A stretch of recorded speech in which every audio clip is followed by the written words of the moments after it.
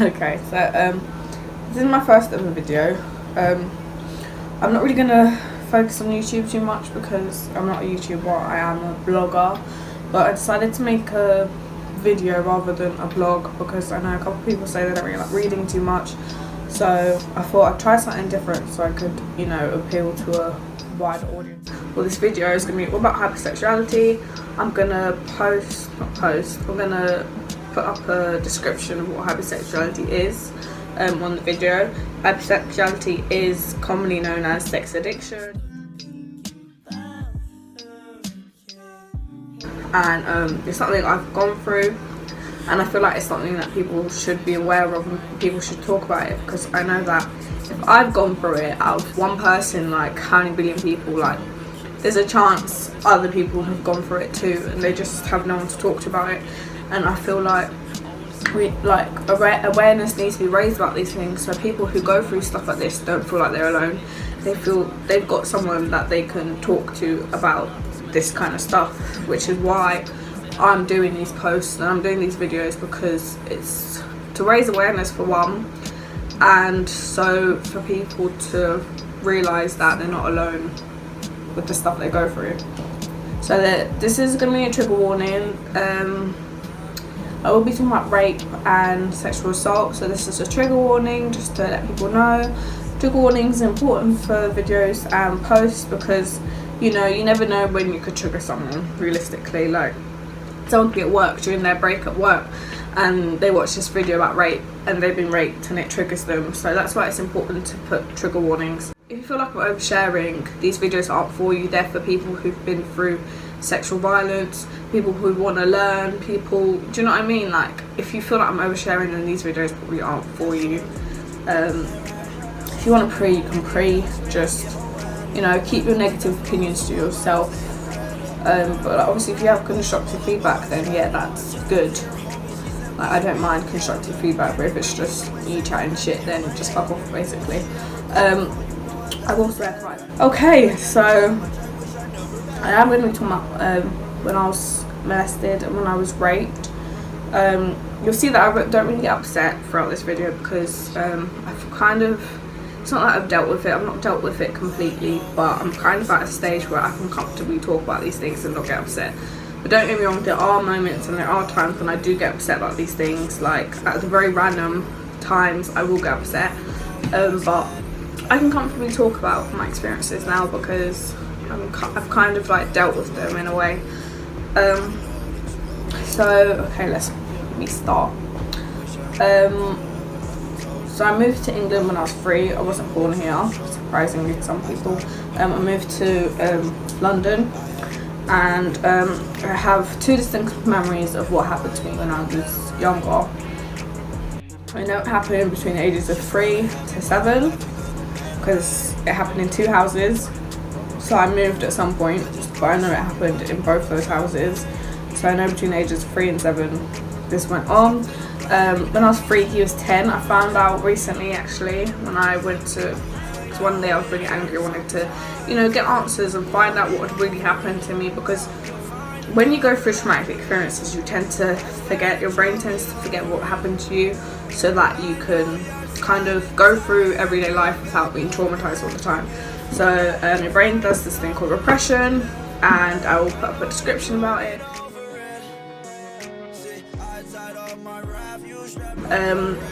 Your brain will repress traumatic experiences so you don't constantly live through trauma. Your brain will repress traumatic experiences so you don't constantly live through trauma. An example is, say if you witnessed a car crash, if you didn't forget these memories of the car crash, you might have an irrational fear of cars. Like you would just form irrational fears for absolutely everything, do you know what I mean? So your brain tends to forget these things to protect you, but sometimes these things do come to the surface and you will remember. Something might just trigger you. Like for me, it was I read a story on Twitter once. Some guy wrote about his experience of being molested when he was 5. It wasn't in any detail at all, like very non-descriptive, but I could really relate, and I could understand the feelings, and I could understand everything, and that really triggered me. And also my lectures at uni, they used to trigger me a lot. I stopped going to uni for a long period of time because every day I was getting triggered by the topics. We learned about rape and sexual assault, we learned about things like abortion, and we learned about a lot of stuff that I've been through and I've experienced. So I was constantly being triggered like every day I went to uni. So yeah, I had to stop going for a bit of time to get my head together, because I wasn't ready to like openly deal with these things. I wasn't ready to talk about them with people, because obviously I'd be in class and I'd burst out into tears, and I don't like crying in front of people. So yeah, I stopped attending uni because I wasn't ready to talk about my experiences about being raped. But because I'm doing therapy, it's like you have to deal with these things before you can help other people, because you don't want to be working with a client, they're talking about when they're raped, they got raped, sorry, and then you start crying. So you have to deal with them first before you can help other people. So yeah, it's got two distinct memories. One being when I cried to my mum about him, because we went to their house and everyone wanted to leave me alone with him, and I was just like, no, I don't want to be left alone with him, like please don't leave me. Yeah, just crying, like just I needed help, but I wanted her to like, you know, keep me away from him because he is fucking abusing me. She just laughed it off. Her and my aunt laughed it off, and they just left him with me. Like, that was fucking dramatic enough. Like, I tried to ask for help, and then that's all I got. I've seen a lot of videos of little children acting out. You know, just on Twitter or Instagram, you see videos of children just acting violent, crying, having tantrums, all these type of things. And people's first response is to beat their child. That's everyone's response to these videos. Oh, that's my child, I beat them, this, that, and the other. And I'm just thinking, why? Like, think to yourself, why? Why is that your first response? When a child is acting out, your first response is to beat them. Like, realistically, it makes no sense. Because if you think about it this way, if an adult was acting out, being angry, misbehaving, throwing tantrums, you'd want to figure out why. You wouldn't just think, oh, let me beat this. Do you know what I mean? Like, if I was acting out, people aren't just going to think, oh, let me hit her because she's acting out. You're going to be like, what's wrong with this girl? Like, what's going on? Like, do you know what I mean? So with children, you need to treat children with the same exact respect, like, honestly.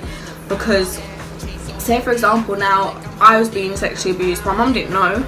Say for now, I was being sexually abused, and then when I was crying to her, she beat me. Do you know how much further I would have been traumatized if that's the response I'd gotten?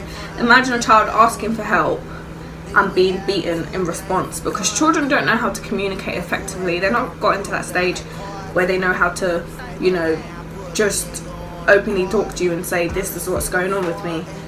Like, all they know how to do is cry to get a reaction from you, and you're supposed to, as a parent or as the adult caretaker, you're supposed to figure out why they're acting that way.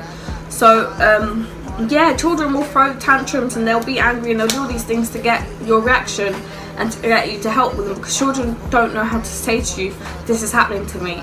Like, and more times children, like, say if a children's being sexually assaulted by a family member, he might threaten them, or he or she might threaten them. Do you know what I mean? So the child's not going to come up to you and be like, this is happening to me.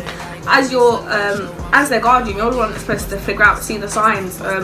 If a child's fucking always angry, always throwing tantrums, you know, and they're visibly frustrated, there's something more to it. There's something going on with them. So beating your child shouldn't be your first reaction. Like, that really, really, really angers me when I see that. Beating your child should never be your first response to them acting out. Figure out why it is first. Do you know what I mean? So yeah, like I said, if she had beat me in that moment in time, I wouldn't have ever asked for help ever again, because I'd know, you know, if I ask for help, I'm just gonna get beaten. So yeah. Second time was in my second house, and my aunt was in the room with us. We were on my bunk bed, on top bunk, and we were underneath the covers. Don't know what he was doing. Like I said, I can't remember. The memories are repressed. I probably could remember through therapy. You can, some therapists can help you bring up these memories through therapy. So maybe when I start going therapy again, I might be able to remember more details. But right now, I can't give you exact details. But all I remember is her saying, oh, what's going on? And he was just like, oh, we're just playing a game. And she just kind of brushed it off. Like, being the way I am now, if I saw two children playing underneath covers together, him being probably 14, 15 at this time, me being like 7 or 8, I think, what's going on? You're playing a game, why can't you play it over the covers? If it's a, you know, a normal game, why can't you play it out in the open? So yeah, I didn't really understand that whole we're just playing, and she just believed it and carried on with what she was doing. So yeah, that really fucked me up. That happening to me at that age really fucked me up, and it set me up for like all the experiences I've gone through started from being molested when I was very young. Because if someone had seen it, if someone had spotted the signs, because I was going through signs of PTSD, bedwetting, reenacting. Children who have PTSD, they will wet their bed, they will have nightmares, and they will reenact what they've been shown. So I did used to reenact what had happened to me with other children my age, and you know, if someone had spotted the signs, they could have gotten me to therapy. So again, if you have young children, you know, spot these signs, they could possibly be suffering fucking trauma and you don't realise, but as simple as those 3 things. Yeah, it kind of upset me when I realised that, because throughout this course I've learnt so much about myself, and I've learnt so much about what I've been through, and learning that I had suffered PTSD was like, wow. I probably still have PTSD now, to be honest, because I've been through a fucking lot in my life. Learning about it was kind of, I had a lot of emotions about it. I was upset, I was really fucking angry as well. Like, I don't know, I was really angry at my family for not noticing, because I take my time. A lot of the stuff I've learnt, I've taken my time out of my day to learn it myself. These things are so available on the internet for you to learn. Do you know what I mean? Like, you don't need to be taught by anyone, you could go learn it yourself. So it's like, I've taken my time out to learn out these things, and it's like, why didn't anyone do it for me? Do you know what I mean? Like, now knowing these things, I can go on to help other people because I know what to spot. But it's like, why didn't anyone take the time to notice these things in me when I was a child? Do you know what I mean?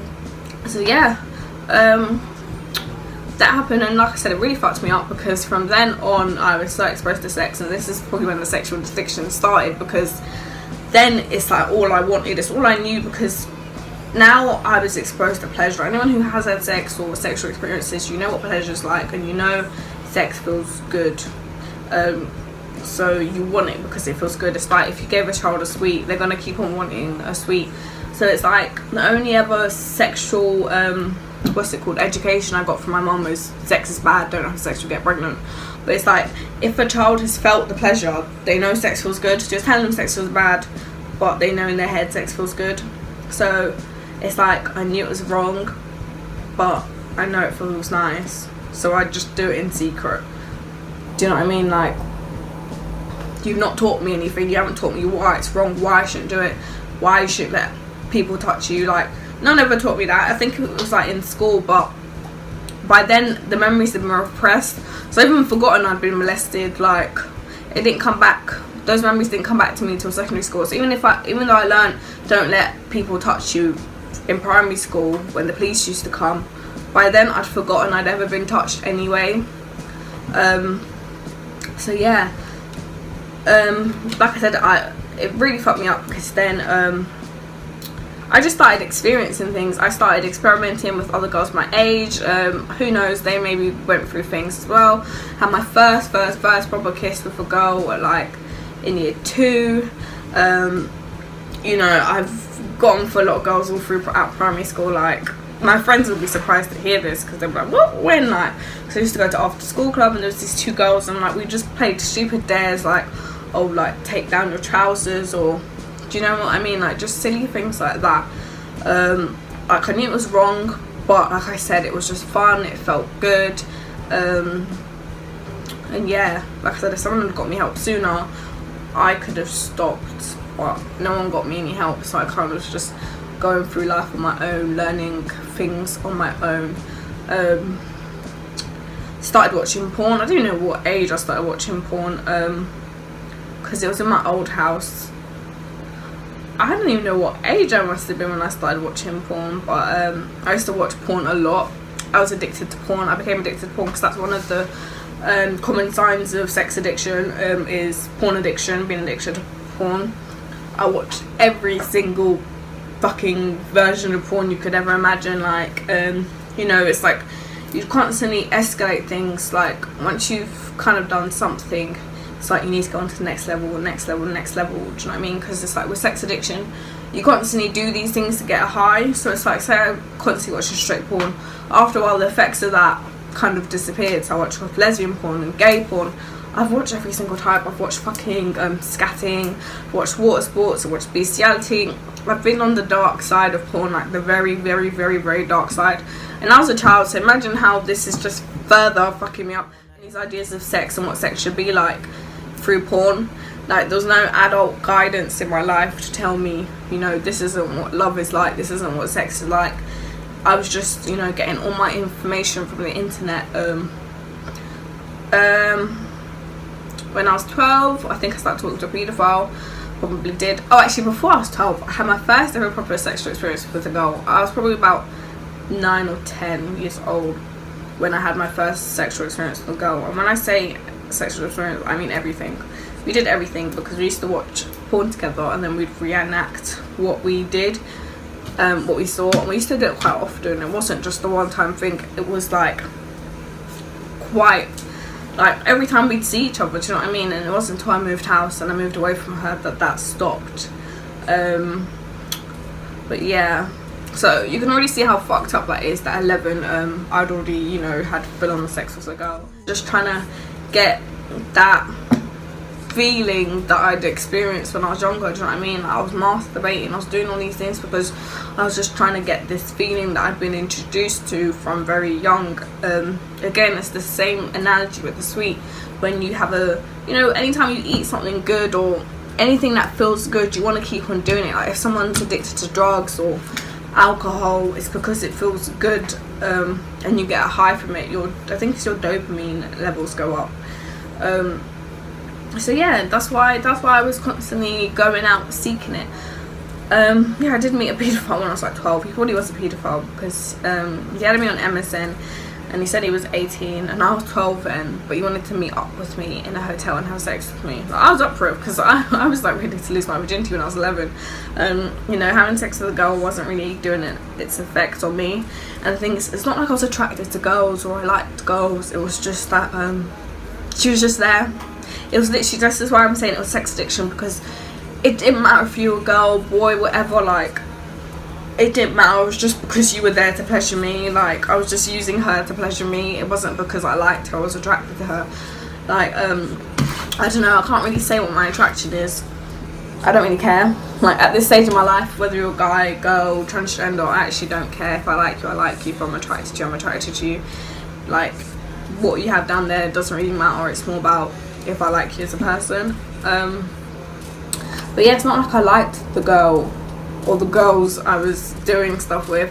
It was just, they were just there to fulfill my addiction. Yeah, so I was just using people basically, and I was just like 10 years old.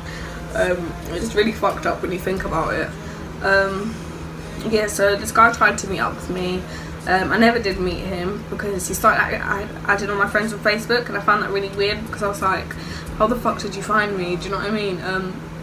So yeah, I kind of just blocked him because I realised he was a fucking weirdo and probably a fucking paedophile. I'd probably be in Thailand as a fucking sex slave by now, do you know what I mean? Like, yeah. So I went on from there. I lost my virginity when I was 15 years old. And from then it was just like a whole new world. Like, I'd finally completed my mission, but then he broke my heart. He blocked me, but we're friends now. Surprisingly, he blocked me. So from him, literally 2 weeks later, was it two? Literally two. I'm not even joking. 2 or 3 weeks later, from when he stopped talking to me, I was on to the next guy, and then the next guy, and the next guy, next guy, next guy, next guy. Like, it was literally just like that, just continuously from moving from one person to the other as quickly as possible. But now it was different because it wasn't just for sexual pleasure that I was getting with these guys. Like, I was trying to find love basically. I was seeking more, because it's like now the sex wasn't just fulfilling me. Sex wasn't enough. I needed more. I needed an emotional connection. So did actually like every single guy I ever got with. I did at one point like them, but it's like I'd get with them and then I'd realise this isn't it, this isn't, you know, he doesn't really like me. I don't know, because I was attracting emotionally avoidant guys because I have an anxious attachment style, and I probably will put up something about attachment style right here. You know, people with anxious attachment styles, they attract emotionally avoidant people and vice versa. You guys should look up on attachment styles, do a quiz and see what attachment style is and research about it, because it will give you a lot of insight into your relationships and the type of people you attract. So I was constantly attracting emotionally avoidant guys, and the thing is, we were young as well, so it's like I was seeking love from like 15, 16-year-old boys who, that's not what they wanted at the time. They just wanted to, you know, rack up their numbers. But I just wanted someone to love me. I wanted someone to care for me. I wasn't getting love at home. My home situation was really bad. I will talk about my family one day. Like, that's currently what gets me down a lot, my home situation, because they're really fucking toxic. Yeah, and abusive. So yeah. But yeah, I was trying to find love from just someone. I just wanted someone to love me. I would, you know, be infatuated. I say infatuated because obviously it's not really love.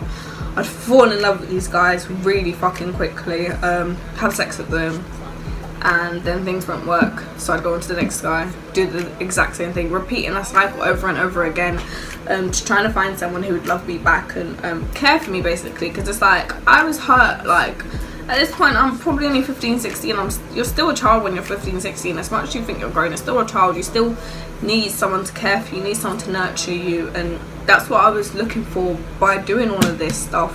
I just wanted someone to fucking help me, like, just heal me, just be there for me, look after me. I needed someone to look after me, because I had so much shit going on in my life, at home, with guys, and just all sorts of things that I needed someone there for me. Because you've obviously got friends, you've got family, but the kind of love you get from romantic relationships is different. But do you know what? Self-love is even better. I have discovered self-love is much better than any love you can get from anyone. Loving yourself is the most important thing. As cliche as it sounds, you really, really, really do have to love yourself for anyone else can love you, because you're gonna keep on attracting the wrong sort of people until you learn your fucking lesson. That was me.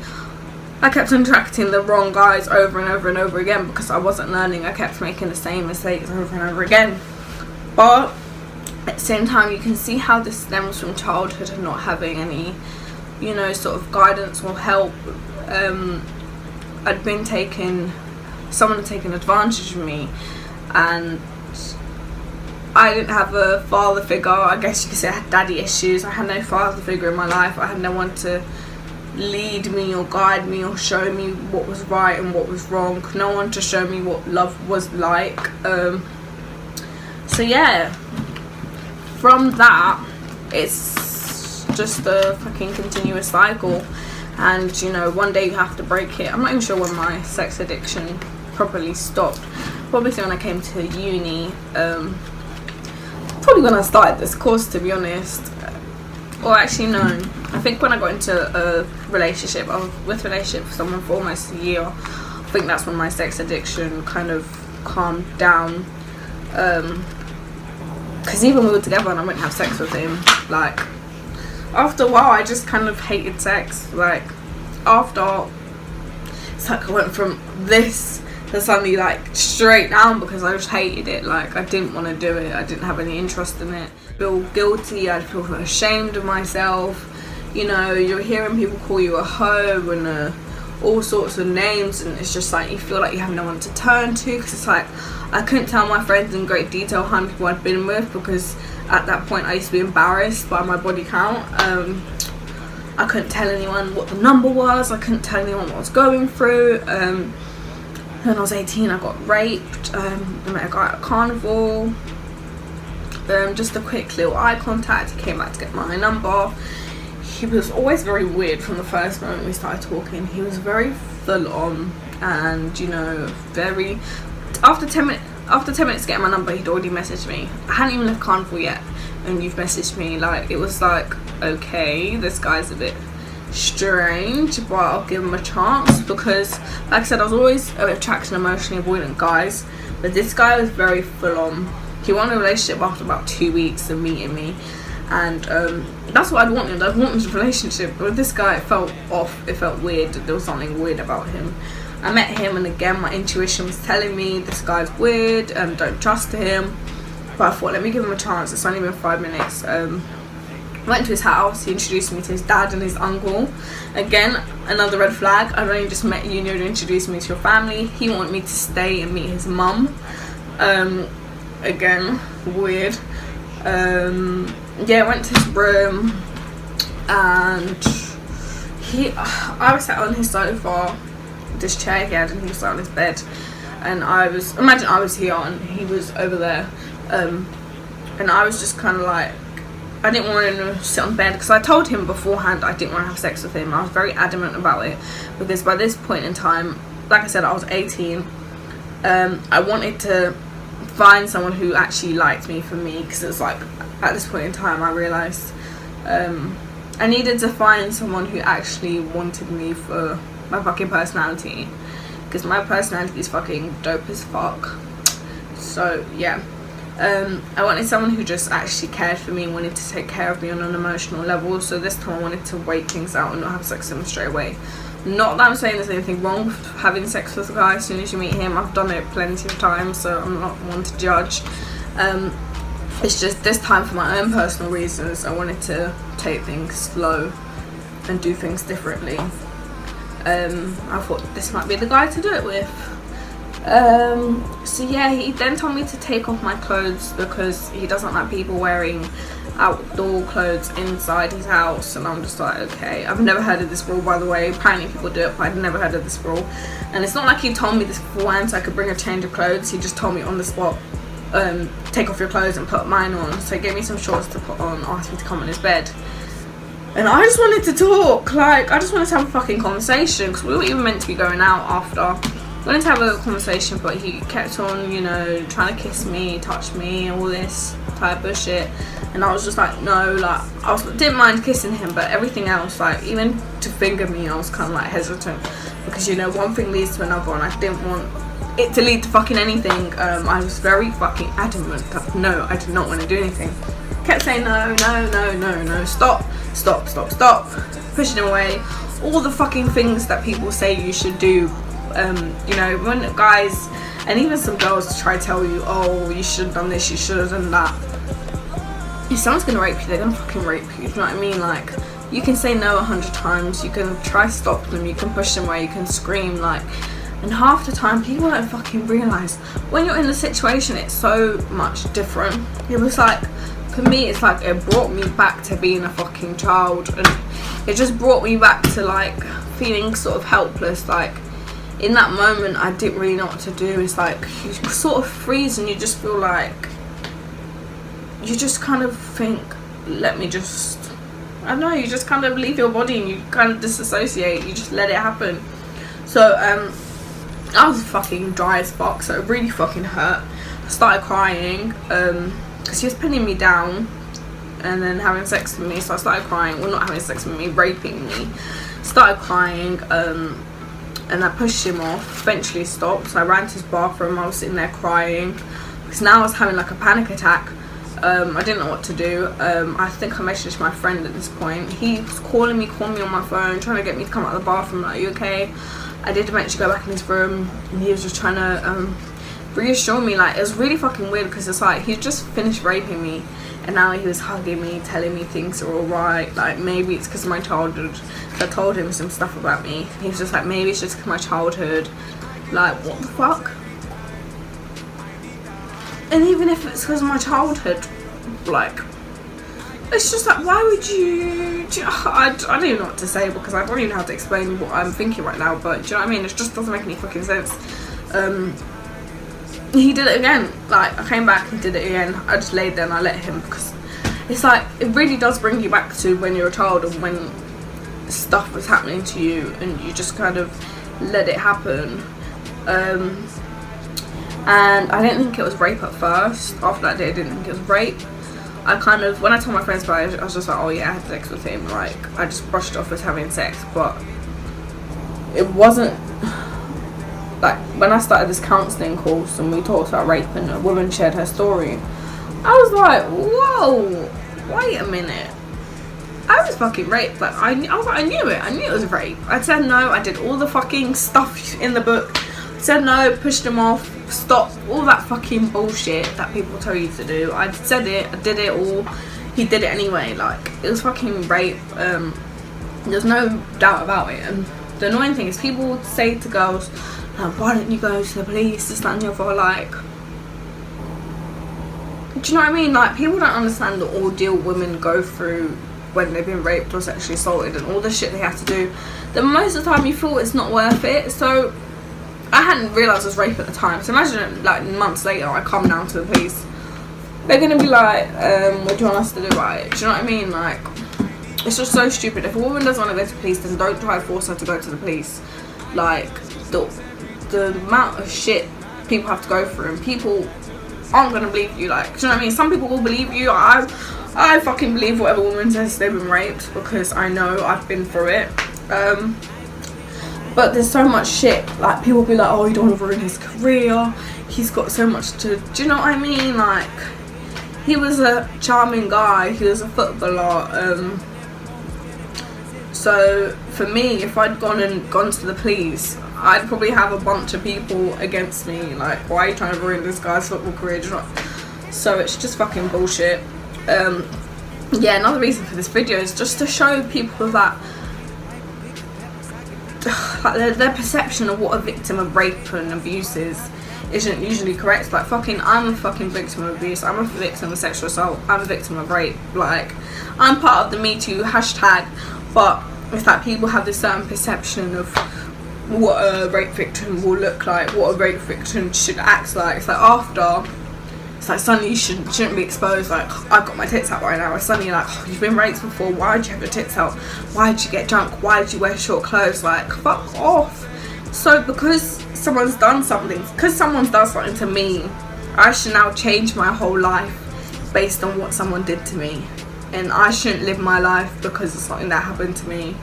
Does that make any sense? Like, it really pisses me off when I see all this shit, and people's fucking opinions just really anger me. Like, instead of getting angry at the guy, you're telling the girl, oh, you shouldn't have worn this, oh, you shouldn't have done this, oh, you should have done that. Like, fuck off. Honestly, fuck off. You're not helping anyone. But yeah, like, so after that I did get into a relationship. Told him all about it. He was one person that knew all my history. Still fucking turned against me. This is why I hate men so much. I really fucking hate men. I've wrote a post about why I hate men, because I have every reason to hate men. I really have every fucking reason to hate men. Like, all the men in my life are fucking shit. Like, so this, my boyfriend now, he's someone I had all my trust in. Told him all about what had happened, told him how I had been raped, told him how I had been molested, and, you know, how that had affected me, and, you know, made me the way I was, made me a hoe. And then when we broke up and I got with someone else, suddenly I was a J-bag. It's like, what? Like, how fucking dare you? Do you know what I mean? Like, how do you have the audacity to call me J-bag? You've been with me for like almost 2 years, and suddenly we're no longer together. I've decided to move on with my life and I'm a J-bag. Like, okay, you're fucking butthurt. But yeah, that's one thing that really pisses me off. The whole name calling, the J-bag, the hoe, that's why I did the post called Being a Hoe, because I've been called a hoe, I've been called a slag by my best friend, you know, I've been called a J-bag by my ex-boyfriend. I've been called all the names before, like, do you know what I mean? I can imagine there's been rumours about me, rumours around me. We used to go around during secondary school. I've heard it all, and it used to bother me when I was younger, when I was 15, 16. I used to get really upset about it and cry about it. But now that I'm older, I really don't fucking care. I'll call myself a hoe. Like, I don't care. Like, that word has no meaning to me. There's no In fact, it's become more empowering to me than disempowering, because so what? So fucking what? I've been through fucking shit throughout my life. Like, you can't judge me based on one story you've heard about me. Do you know what I mean? Like, it's so annoying when people name girls these things, because you don't know what the fuck she's been through. You don't know how you're contributing to what else is going on in her life. Because when in secondary school people call me slag, this, that and the other, I was going through depression at the time. I had anxiety, and then I'm hearing rumours about me when I'm in classrooms, like hearing my name and hearing these words, and it was just contributing further and further. And it's like, if someone had taken the time out to speak to me, they'd know what was going on. It's like, you wonder why people don't open up to what goes on, because you label them hoes, J-bags, sluts and slags, and it's like half the girls that you know have been abused. It's so fucking common. Like, even in my fucking class at uni, it's so fucking common to meet a girl that's been raped or meet a girl that's been sick. Like I said, I take my time out of my day to research. All you have to do is research. Simple fucking Google search, and you can learn about hypersexuality. You can learn about the fucking crime rates and sexual abuse, and you know, I'm here to educate people so people can help others as well. You know, it takes one person to make a change, and you know, I don't mind being that one fucking person, because I don't mind opening up my experience, because I'm no longer ashamed. I no longer give a fuck. I do not give a flying fuck what anyone has to say about me. You know, someone could call me a hoe right now and I'll be like, okay, what now? Do you know what I mean? Like, I no longer care. The word no longer has an effect on me. I'm no longer ashamed about my past, because I know why I did the things I did. It all stemmed from me being abused as a toddler. I'm one out of how many people this happened to. So yeah, just stop fucking, do you know what I mean? Just stop fucking making people's lives more difficult than it needs to be. Yeah, that's all I really have to say, to be honest. You know, you guys can research more into hypersexuality, and you know, it's, you know, abuse's effects and how abuse can lead to hypersexuality, and you know, just other things you can research yourself. That is really the end of the video. It's 40 minutes long. Fuck my life. I will try to edit it and cut it down a bit, but you can watch the full video, because you should watch the full video. I will try to make more videos, but like I said, YouTube isn't my main platform. I'm literally just doing this for the few people. But you know, if I get good feedback and, you know, positive reviews, then I might do more YouTube videos. But other than that, I'm really sticking to my blog. But anyway, thanks for watching this video. I know it's been very long, but I will see you guys later.